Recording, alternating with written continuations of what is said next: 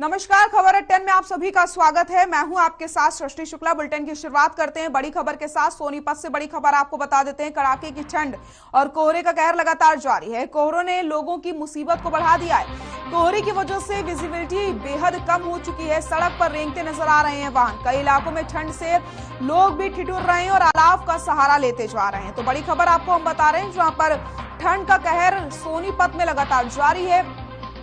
ठंड ने लोगों की परेशानी को बढ़ा दिया है। लोग अलाव का सहारा लेने को मजबूर हो रहे हैं। अगर हम बात करते हैं विजिबिलिटी की, तो विजिबिलिटी पूरी तरीके से कम हो चुकी है, क्योंकि कोहरे की वजह से कुछ भी साफ नजर नहीं आ रहा है। जो वाहन है वो भी सड़कों में रेंगते हुए नजर आ रहे हैं। वाहनों की स्पीड में पूरी तरीके से इस ठंड ने ब्रेक लगा दिया है। सड़क पर रेंगते नजर आ रहे हैं वाहन। कई इलाकों में ठंड से लोग भी ठिठुर रहे हैं, अलाव का सहारा ले रहे हैं। ऐसे में मौसम विभाग ने भी अलर्ट जारी कर दिया है कि आने वाले दिनों में बारिश की संभावना बनी हुई है। ओले भी पड़ सकते हैं।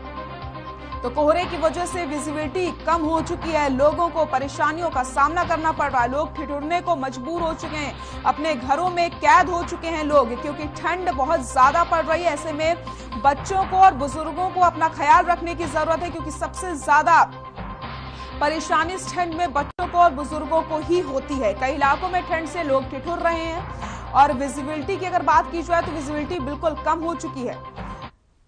तस्वीरें भी आप देख सकते हैं। घना कोहरा छाया हुआ है। ऐसे में वाहनों की जो स्पीड है उसमें भी पूरी तरीके से ब्रेक लग चुका है। जहां तक आपकी नजर जाएगी, आपको सिर्फ और सिर्फ कोहरा ही नजर आएगा। घने कोहरे की चादर से इस समय शहर ढके हुए हैं। कड़ाके की ठंड से लोगों का बुरा हाल है और लोग अलाव का सहारा लेकर के अपनी ठंड को दूर करने का प्रयास लगातार कर रहे हैं। तो तस्वीरें भी आपको हम दिखा रहे हैं, आप देख सकते हैं। ये दिन की तस्वीरें हैं, किस तरीके से घना कोहरा छाया हुआ है और किस कदर ठंड लगातार बढ़ती चली जा रही है। ठंड का प्रकोप लगातार जारी है। लोगों को परेशानियों का सामना करना पड़ रहा है। अलाव का सहारा लेते हुए नजर आ रहे हैं लोग।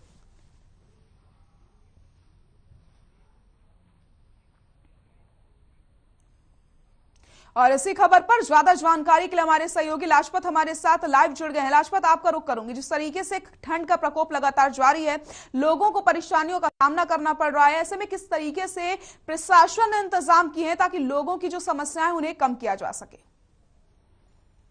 सृष्टि, आपको बता दें, जैसे जैसे ठंड बढ़ रही है वैसे वैसे लोगों की तबीयत भी बिगड़ रही है और तबीयत बिगड़ना लाजमी है। और दिल्ली का नजदीक होना और लगातार ठंड का बढ़ना और कोरोना जैसी महामारी में चपेट में आना, ये काफी बड़ी दिक्कत है। और लगातार जैसे ठंड बढ़ रही है, कोहरे का भी समय है और कोहरा भी लगातार बढ़ रहा है। जिन लोगों को अपनी ड्यूटी पर जाना होता है वो भी लेट हो रहे हैं और ठंड की वजह से काफी बड़ी दिक्कत है। और लगातार आपको बता दें कि जो कोहरा है इतना ज्यादा है कि जो गाड़ियां हैं वो चलती हुई नहीं दिखाई दे रही। जिनको समय पर अपनी ड्यूटी पर जाना है या व्यापार के लिए जाना है या रोजी रोटी के लिए जाना है, उनको समय रहने से पहले ही निकलना होगा अपने समय पर पहुंचने के लिए। और लगातार ठंड का कहर जो दिल्ली के नजदीक होना और सोनीपत पर लगातार ठंड का बढ़ना, और 3 स्टेट यहाँ पर जुड़ती है सृष्टि, यूपी और दिल्ली और हरियाणा, और लगातार ठंड का कहर बढ़ना और लगातार फैक्ट्रियों का यहाँ पर काफी अधिक मात्रा में होना और लोगों को ड्यूटी पर जाना काफी बड़ी किल्लत हो रही है। जी सृष्टि। बिल्कुल लाजपत, अगर हम सड़कों की बात करें तो सड़कों में वाहन इस समय रेंगते हुए नजर आ रहे हैं, क्योंकि कोहरे ने वाहनों की स्पीड में पूरी तरीके से ब्रेक लगा दिया है और ऐसे में हादसों का खतरा भी बना रहता है। तो प्रशासन की किस तरीके से रात में गश्त की जाती है, जैसे हादसों को कम किया जाए? जी बिल्कुल सृष्टि, देखिए आपने जनहित की बात की और जनहित की बात ये भी है। आपको बता दूं कि दिल्ली के नजदीक होना केएमपी का सबसे बड़ा सफर जो लोगों को तय करना होता है, अलग अलग जो राज्य में जाना होता है। और केएमपी की आपको तस्वीरें भी दिखाई है हमने जनता को कि कितने बुरे हालात हैं। केएमपी का तो इतना बुरा हालात है कि यहाँ पर कोई बड़ा हादसा होगा तभी प्रशासन जागेगा, क्योंकि केएमपी का जो सफर है वो उसमें सरिये निकले हुए हैं और कोई गाड़ी अनबैलेंसिंग होगी और काफी बड़ा हादसा होगा, जिसकी जिम्मेवारी कहीं ना कहीं शासन और प्रशासन की होगी। लेकिन जो बेगुनाहों की कहीं ना कहीं चोट लगती है या कोई बड़ा हादसा होता है, उसकी जिम्मेवारी कहीं ना कहीं शासन और प्रशासन की बनती है, क्योंकि करोड़ों रुपए का टोल लेने की वजह से भी लोगों को वो राहत नहीं मिल पाती। आपको बता दें कि देश का सबसे बड़ा हाईवे जो दिल्ली से चंडीगढ़ जाने वाला हाईवे, 2 राज्यों को जोड़ने वाला हाईवे, जिस पर अधिकारी भी दौड़ते हैं और नेता भी दौड़ते हैं, लेकिन अनदेखी है और जाम की स्थिति लगातार देखने को मिलती है। आपको सृष्टि, सबसे बड़ी बात यह भी है कि जाम को मद्देनजर रखते हुए एक छोटा सा बाजार है जो 20वां मील बाजार है, मार्केट है, उस मार्केट को भी बंद कर दिया गया है। 6 बजे का लॉकडाउन का समय रख दिया गया है। 6 बजे से पहले जो 2-4 घंटे का समय मिलता है वो बाजार पूरी तरीके से बर्बादी की कंडीशन पर है। उस बाजार में कोई भी व्यक्ति, वो जो बाजार का जो रोड था उसको बंद कर दिया गया है। हाईवे से जुड़ता है तो वो जो वाहन उनको जगह नहीं मिलती, तो बाजार भी पूरी तरह स्थिति हालात गंभीर है। बाजार के जो किराए के दुकानदार हैं उनके भी हालात गंभीर हैं। रोडों के हालात काफी गंभीर हैं। जी सृष्टि। बिल्कुल लाजपत, आप हमारे साथ बने रहिए, हम लगातार आपसे अपडेट लेते रहेंगे और हमारे सहयोगी अनूप कुंडू हमारे साथ हिसार से जुड़ गए हैं ज्यादा जानकारी के लिए। अनूप, आपका रुख करूंगी। जिस तरीके से ठंड का सितम लगातार जारी है, लोगों को परेशानियों का सामना करना पड़ रहा है, ऐसे में किस तरीके से हिसार में प्रशासन मुस्तैद है, किस तरीके से इंतजाम प्रशासन की तरफ से किए गए हैं? देखिए सृष्टि, अगर मैं ठंड की बात करूं तो ठंड का प्रकोप लगातार बढ़ता जा रहा है और जिस प्रकार से मौसम विभाग द्वारा जानकारी दी गई थी कि 21, 22, 23 तारीख को बारिश हो सकती है, तो ऐसे में हल्की बूंदाबांदी जरूर हुई है और उससे जो तापमान लगातार गिरावट में है, सामान्य से तापमान 5 से 6 डिग्री तक नीचे चला गया है। इसको लेकर के प्रशासन की अगर बात करें तो प्रशासन ने रैन बसेरों को लेकर के एक अच्छा प्रबंध किया हुआ है। हालांकि लोगों को इसकी जानकारी कम है। देर रात्रि बस स्टैंड या अन्य स्थानों पर रुकने वाले लोगों को जानकारी देने के लिए प्रशासन की तरफ से गाड़ी की व्यवस्था भी की गई है, जो लोगों को जानकारी दे रही है कि हिसार में अगर आप लेट हो जाते तो रुकने के लिए रैन बसेरों की व्यवस्था है। सृष्टि, बिल्कुल लाजपत, आपका रुख करूंगी। जिस तरीके से आप ग्राउंड जीरो पर रहते हैं, लगातार लोगों से बातचीत करते रहते हैं, अगर हम ठंड की बात करें तो जिस तरीके से ठंड लगातार बढ़ रही है, लोगों की परेशानियां भी बढ़ती चली जा रही हैं, लोगों का क्या कुछ कहना है इसको लेकर के?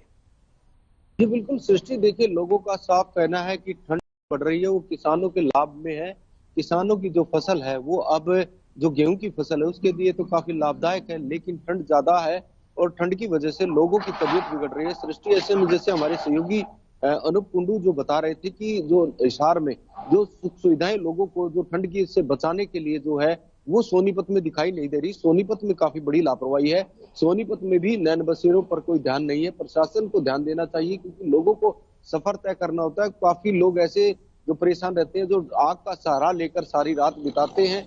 वाहनों का देखना होता है क्योंकि अब नाइट कर्फ्यू है, मिनी कर्फ्यू है और उसका भी कहीं ना कहीं लोगों को दिक्कत रहती है। और जिनको लंबा सफर तय करना होता है सृष्टि, उनको काफी बड़ी दिक्कत रहती है। रात भर कोहरा रहता है और काफी बड़े जो हाईवे हैं सोनीपत से निकलते हैं, जैसे केएमपी केजीपी है, देश का सबसे बड़ा हाईवे 44 है जो दिल्ली से चंडीगढ़ जाने वाला हाईवे है, उस पर भी कोई व्यवस्था नहीं है। प्रशासन की काफी बड़ी लापरवाही है सृष्टि। प्रशासन की लापरवाही ये भी है कि जो हाईवे हैं उन पर जो रात को बात करें तो केएमपी पर लाइट नहीं दिखाई देती, हाईवे 44 पर कोई व्हाइट पट्टी नहीं दिखाई दे व्हाइट पट्टी दिखाई देती, जिससे काफी दिक्कत हो रही है। बिल्कुल लाजपत, तो प्रशासन की कहीं ना कहीं लापरवाही देखने को मिल रही है। अगर हम रुक करते हैं हिसार का, अनूप आपके पास आऊंगे। जिस तरीके से हम देखते हैं ठंड के समय में हादसे काफी ज्यादा होते हैं और कई बार ऐसी भी खबरें हमारे पास आती हैं जहां पर स्ट्रीट लाइट नहीं होती है, लोगों को परेशानियों का सामना करना पड़ता है। तो प्रशासन किस तरीके से रात में गश्त करती है ताकि हादसों को रोका जा सके और प्रशासन की तरफ से क्या कुछ इंतजाम किए गए हैं? सृष्टि, ठंड और कोहरा दोनों अलग अलग बातें हैं। मैं पहले ठंड पर बात करूंगा। तो ठंड की अगर हम बात करें तो ठंड जिस तरह से अब जनवरी के माह में बढ़ रही है, तो ऐसे में इसके दो, एक फायदा है और एक नुकसान भी है। फायदा किसानों को फसलों को लेकर है, लेकिन किसानों को इसका फायदा के बजाय नुकसान जब हो जाता है जब वो पशुपालन की बात करते हैं। पशुपालन में दुधारू जो पशु है उनका दूध की मात्रा भी कम हो जाती है और वो बीमार भी पड़ जाते हैं। अगर हम कोहरे की बात करें तो कोहरे का नुकसान हमेशा देखने को मिलता है। सड़कों पर दुर्घटना ज्यादा बढ़ जाती है और जब कोहरा पाले के रूप में जमना शुरू हो जाता है और किसानों की सरसों की फसल को सबसे अधिक नुकसान होता है। कोहरा और तो किसी भी प्रकार से लाभदायक नहीं हो सकता, लेकिन ठंड हम कह सकते, ठंड या बारिश होती तो किसानों के लिए लाभदायक होती है। और बात करूं मैं प्रशासन की, तो प्रशासन द्वारा वैसे तो पुख्ता इंतजाम किए जाते हैं हर बार, लेकिन फिर भी कहीं न कहीं ढिलाई देखने को मिल ही जाती है। जैसे रिफ्लेक्टर की अगर बात करें तो जो वाहन चालक हैं उनकी गाड़ियों पर रिफ्लेक्टर लगाने का हर साल एक अभियान चलाया जाता है, लेकिन इस बार वो अभियान देखने को नहीं मिला, क्योंकि गाड़ियों पर अगर रिफ्लेक्टर लगे होते हैं तो एक गाड़ी को दूसरी गाड़ी का रिफ्लेक्टर दिखाई दे जाता है और ऐसे में दुर्घटना होने की संभावना कम हो जाती है। और जिस प्रकार से लाजपत बता रहे थे, सफेद पट्टियां, खास करके जो लिंक रोड है, गांव से गांव को जोड़ने वाले जो रोड हैं, उन पे सफेद पट्टियां नहीं बनाई जाती, जिसके कारण दुर्घटनाएं बहुत अधिक होती है। और खास करके जहां पर घुमावदार मोड़ होते हैं या टी पॉइंट जो होते हैं, वहां पर इस प्रकार की दुर्घटनाएं अधिक हो जाती है, क्योंकि वहां पर किसी प्रकार की इंडिकेशन नहीं लगाए जाते ताकि प्रशासन द्वारा इस प्रकार की कार्रवाई अमल में लाई जानी चाहिए। सर, जिस तरीके से आपने बताया कि प्रशासन की लापरवाही देखने को मिल रही है, रैन बसेरों की जो स्थिति है वो ठीक नहीं है, तो क्या आपकी अधिकारियों से बातचीत हो पाई है? कब तक इन स्थिति को सुधारा जाएगा? क्योंकि ठंड लगातार बढ़ रही है और लोगों को जरूरत है रैन बसेरों की, जिनके पास छत नहीं है रहने के लिए। देखिए, सीधा सा बात है कि जो अब कोरोना काल है और कोरोना काल की वजह से अधिकारियों को एक बहाना मिला हुआ है कि भाई कोरोना काल है, इस वजह से नहीं मिलेंगे और मुलाकात नहीं कर पाएंगे, क्योंकि लोगों की जन समस्या काफी बड़ी दिखाई दे रही है। अब नैन बसेरों की बात करें तो नैन बसेरों की काफी बड़ी जरूरत है। अनेक तरह की ऐसी बातें हैं जो प्रशासन की जिम्मेवारी बनती है, लेकिन शासन और प्रशासन इस पर अनदेखी करता है और कहीं ना कहीं खाना पूर्ति करता है। आपको बता दें कि जब हम बात करने के प्रयास करते हैं, हम जाते हैं, तो ऑफिसों में साफ कहा जाता है, जो पीएन बैठता है उसको कहा गया है कि कोरोना काल है, जरूरी काम है तो ही मिला जा सकता है। हम फिर भी प्रयास करेंगे और बात करने का फिर भी प्रयास जिस तरीके से आपने बताया कि अधिकारी सुनते नहीं है, जवाब देने को तैयार नहीं होते हैं, तो क्या सिर्फ और सिर्फ कोरोना ही एक बड़ी चीज है? लोगों की जिंदगी के साथ इस तरीके से खिलवाड़ किया जा रहा है, जहां पर लगातार प्रशासन से जब बात होती है तो साफ तौर पर यह कहना होता है कि ठंड के पूरे इंतजाम कर लिए गए, लेकिन इस समय जो स्थिति आप बता रहे हैं वहां पर साफ नजर आता है क्या कुछ स्थिति रैन बसेरों की है और अधिकारी जवाब नहीं देते हैं। जी बिल्कुल सृष्टि, देखिए नैन बसेरे जो हैं वो काफी बड़ी जरूरत है सोनीपत के लिए खासकर, क्योंकि सृष्टि आपको बता दें कि सोनीपत जिले में काफी ऐसी स्टेट को लोग यहाँ पर रहते हैं। पूरा भारत जो है सोनीपत में है, क्योंकि आपको बता दें राजस्थान, यूपी, बिहार, अनेक तरह के लोग यहाँ पर जो है ड्यूटी पर अपनी रोजी रोटी के लिए हैं और जिनको लंबा सफर तय करना होता है। और जो रेलवे स्टेशन है, बस अड्डे हैं, अनेक ऐसी जगह है जहां पर जो जरूरतमंद जिन लोगों को अपने घर जाना है या कहीं भी जाना है, जो इंतजार करते हैं, जो लंबे समय के बाद रेल आती है, रेलवे स्टेशन है, वहां पर भी ऐसी दिक्कतें देखने को मिलती हैं।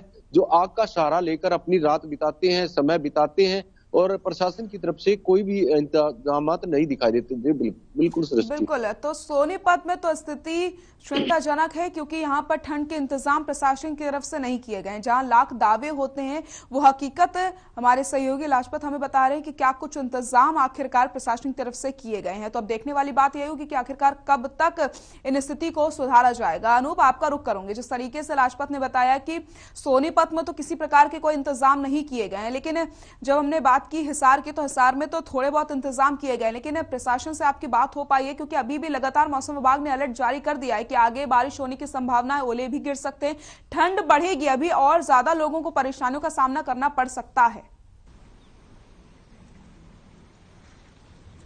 हाँ बिल्कुल सृष्टि, हिसार में जो निगम के कमिश्नर है अशोक कुमार गर्ग, उससे हमारी बातचीत भी हुई थी और उन्होंने ये भी कहा था कि रैन बसेरों को लेकर के व्यवस्था जो अच्छी तरह से की गई है, उसके बावजूद भी समय समय पर जब जरूरत होती तो प्रशासन से बातचीत हो जाती है, क्योंकि प्रशासन अपनी जवाबदेही से बच नहीं सकता किसी भी हालत में, चाहे वो कोरोना का बहाना बनाए या फिर कोरोना एक अलग वैश्विक महामारी है, पूरे विश्व में फैली हुई है, लेकिन प्रशासन अपनी इस जवाबदेही से कभी भी नहीं मुकर सकता कि अगर कोहरे के कारण दुर्घटनाएं बढ़ रही है या ठंड के कारण लोग सड़कों पर मर रहे हैं, तो ऐसे में प्रशासन की जिम्मेदारी बनती है कि वो उनके लिए व्यवस्था करे और आगे सामने आकर के कैमरे के सामने आकर के भी अपनी जवाबदेही के हिसाब से जवाब दे। तो ऐसे में हिसार की कमिश्नर से हमारी बात हुई थी, उन्होंने व्यवस्था को लेकर के जायजा भी लिया है। हिसार की उपायुक्त ने भी कई स्थानों पर जाकर के कंबल भी बांटे हैं और रैन बसेरों को लेकर के व्यवस्था दुरुस्त की हुई है। सृष्टि बिल्कुल। अनूप, लाजपत, बहुत बहुत शुक्रिया आप दोनों का तमाम जानकारी के लिए। तो हम बात कर रहे थे ठंड के कहर के बारे में, जिस तरीके से ठंड का कहर लगातार देखने को मिल रहा है, लेकिन अगर हम बात करते हैं प्रशासन की, तो प्रशासन ने भी कई सारे इंतजाम कर रखे हैं ताकि हादसों को रोका जा सके और जिन लोगों को छत नसीब नहीं हो रही उन्हें रैन बसेरों में रखा जाए। तो ठंड का कहर लगातार जारी है, ऐसे में आप सभी अपना भी ख्याल रखें और अपने परिवार वालों का भी ख्याल रखें। रुक कर लेते हैं अगली खबर का, और बड़ी खबर आपको बता देते हैं, हरियाणा में कोरोना का कहर लगातार जारी है। गुरुवार को प्रदेश में मिले 9,558 नए केस। एक्टिव केसों की संख्या 61,620 पहुंच गई है। होम आइसोलेशन में 59,558 संक्रमित हैं। 24 घंटे में 7,200 76 मरीज ठीक होकर घर जा चुके हैं। तो आपको बताते चले, हरियाणा में भी कोरोना का कहर लगातार जारी है। 24 घंटे में 6 मरीजों की मौत हुई है। संक्रमण जो दर है वो बढ़ चुका है, 20.10% पहुंच गया है संक्रमण दर। तो संक्रमण का जो दर है वो भी बढ़ता चला जा रहा है। ऐसे में आप सभी को अपना ख्याल रखना है, गाइडलाइंस का पूरी तरीके से पालन भी करना है। और सबसे ज्यादा केस गुरुग्राम में सामने आए हैं। गुरुग्राम में 2845 नए संक्रमित मिले। एक्टिव केस की संख्या 24,831 पहुंच गई है। तो आंकड़ों में लगातार वृद्धि होती चली जा रही है। वहीं आपको बताते चलें, हरियाणा में सबसे ज्यादा गुरुग्राम में मामले सामने आए हैं और फरीदाबाद में भी सबसे ज्यादा मामले सामने आ रहे हैं। गुरुग्राम में लगातार आंकड़े बढ़ते चले जा रहे हैं। ऐसे में आप सभी को कोरोना गाइडलाइंस का पालन करना है। फरीदाबाद में 1285 नए संक्रमित मिले हैं। एक्टिव केस 12,462 हो गए हैं। सोनीपत में मिले 559 नए संक्रमित। एक्टिव केस 2,746 हो गए हैं। अंबाला में 537 नए संक्रमित मिले हैं। वहीं आपको बताते चलें, एक्टिव मरीजों की संख्या 4,160 हो गई है। पंचकुला में 666 नए संक्रमित मिले। एक्टिव केस 2,210 पहुंच गई है। करनाल में 482 नए संक्रमित मिले। एक्टिव केस की संख्या 2,767 हो चुकी है। हिसार में 427 नए संक्रमित मिले। एक्टिव केस 1,525 पहुंच गए हैं।